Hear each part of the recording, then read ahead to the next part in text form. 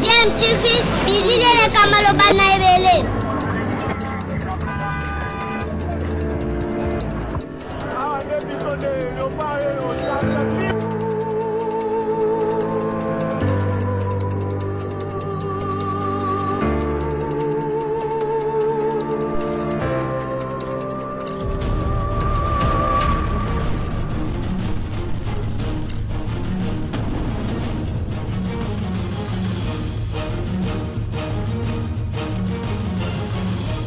DMTV toujours en avant. Vous êtes sur DMTV, bonjour ou bonsoir, cela dépend à l'heure à laquelle vous nous suivez. Nous sommes heureux de vous retrouver, de savoir que vous êtes nombreux en train de suivre votre chaîne YouTube DMTV. DMTV qui vous propose l'actualité, mais vous propose également des analyses et des réflexions sur des sujets d'actualité, des faits sociaux ou tout simplement des réalités que nous observons ici chez nous en République démocratique du Congo. L'actualité, c'est de cela que nous allons en parler dans ce sujet. Cette actualité reste en tout cas dominée par le message du chef de l'État à la nation congolaise, message du dimanche 6 décembre 2020 où le chef de l'État a annoncé en tout cas d'importantes décisions, mais l'actualité est aussi dominée par cette affaire de pétition au niveau de l'Assemblée nationale. Certains députés en tout cas en veulent au bureau Janine Mabunda et ces derniers ont déposé leur pétition à l'Assemblée nationale le samedi 5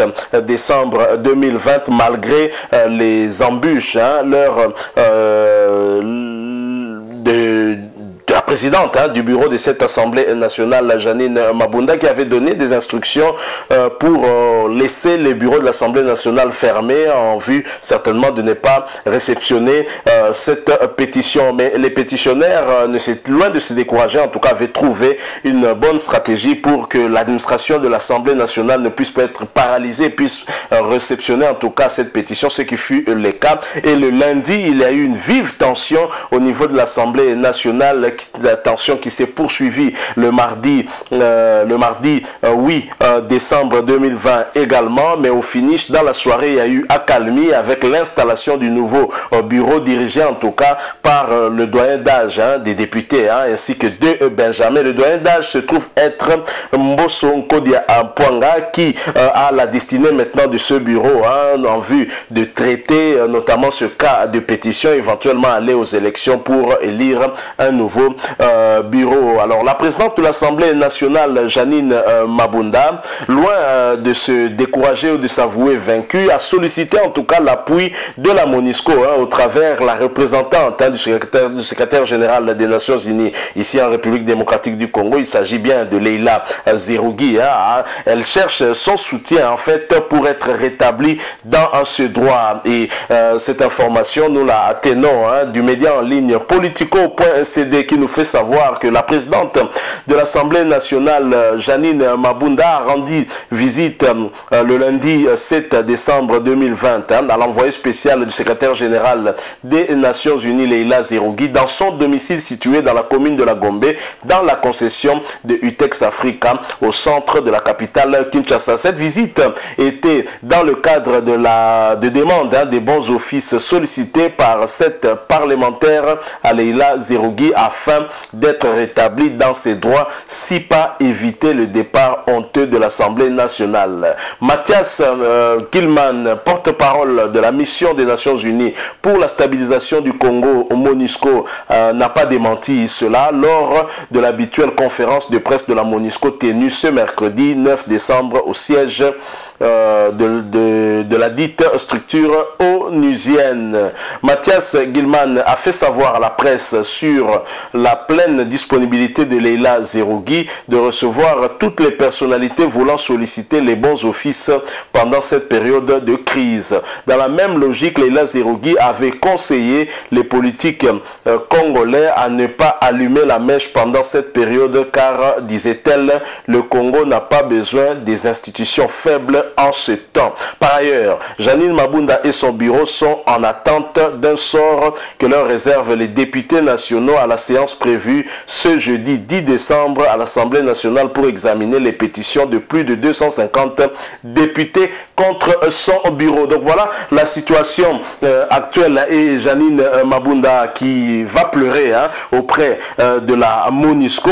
On se demande bien pourquoi. Est-ce qu'il n'y a pas de voie de recours pour cette présidente de l'Assemblée nationale? Au lieu d'aller à la MONUSCO, ne devrait-elle pas aller plutôt soit vers la Cour constitutionnelle ou vers une autre institution publique qui pourrait peut-être arbitrer sur ce contentieux, sur ce conflit? Mais en tous les cas, il s'agit d'une affaire de pétition. Et pourquoi Madame Janine Mabunda, qui fait partie du FCC, qui déclare tout haut avoir la majorité au niveau de l'Assemblée nationale, pourquoi a-t-elle refusé de réceptionner cette pétition? Est-ce qu'elle craignait effectivement que la majorité, qui en réalité s'est effritée, comme a déclaré le chef de l'État, ne puisse l'humilier en la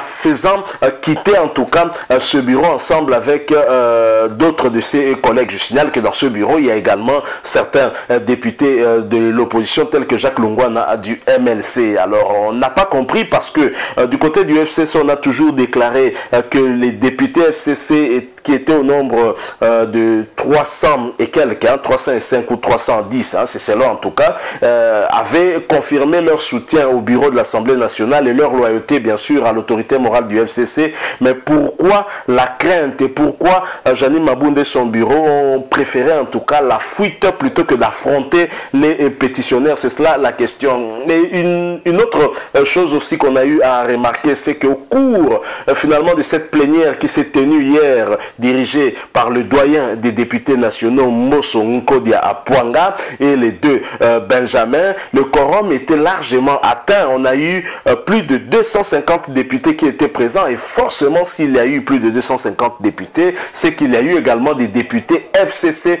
qui étaient présents lors de cette plénière et la sagesse du doyen d'âge qui fait en tout cas l'intérim du président de l'Assemblée nationale a fait que finalement il a calmé les ardeurs de tous les députés et a promis de revenir sur la question de la pétition plutôt le jeudi, donc ce sera demain 10 décembre. Donc jeudi 10 décembre 2021, jeudi 10 décembre de tous les enjeux et de tous les dangers, parce que ça va déterminer effectivement de qui entre le FCC et le CACH, de qui entre Joseph Kabila et Félix Tshisekedi a effectivement raison. Est-ce que c'est le FCC qui confirme continuer à avoir la majorité au niveau de l'Assemblée nationale, ou alors le CACH qui, au travers le chef de l'État Félix-Antoine Tshisekedi, dit au contraire que la majorité s'est effritée au niveau de l'Assemblée nationale? Alors pourquoi nous le disons? Eh bien tout simplement parce que si un vote est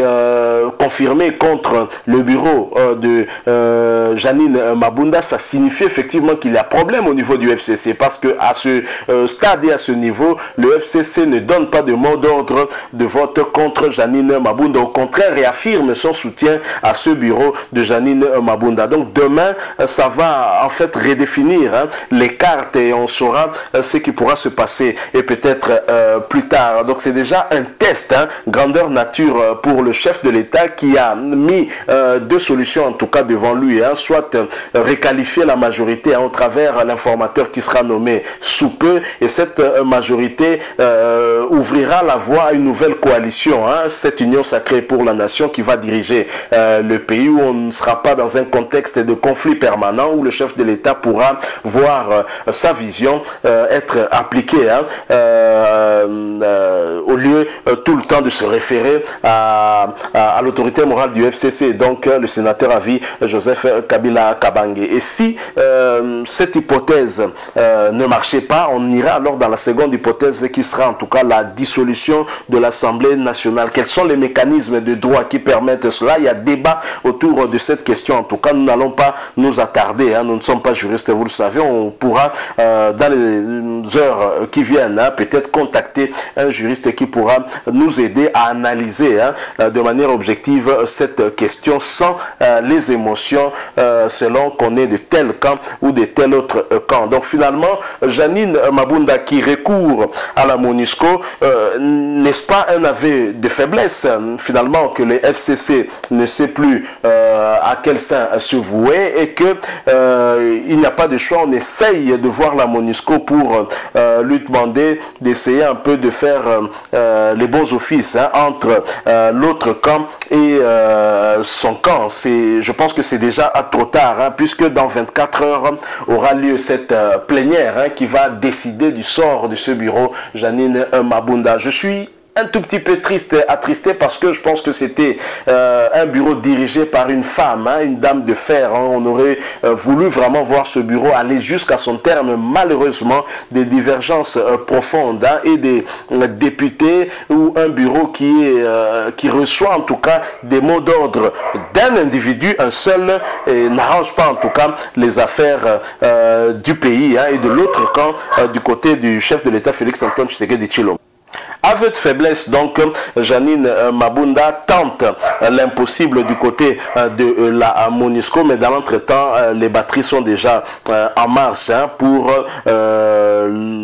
l'examination de cette motion demain, jeudi 10 décembre 2020. Voilà ce dont nous avons voulu échanger un tout petit peu avec vous. Si vous avez aimé, laissez-nous un like, mais vous le savez, vous pouvez aussi exprimer votre point de vue, votre opinion en nous laissant un commentaire. Abonnez-vous surtout à votre chaîne DMTV. N'oubliez pas de cliquer aussi sur la petite cloche de notification qui va vous permettre de ne rien manquer des prochaines vidéos que nous mettrons en ligne ici pour vous. Merci encore une fois à vous qui nous avez suivis pendant ces quelques minutes. Nous espérons vous retrouver très prochainement avec un autre sujet d'actualité. En attendant, portez-vous bien et DMTV vous dit au revoir.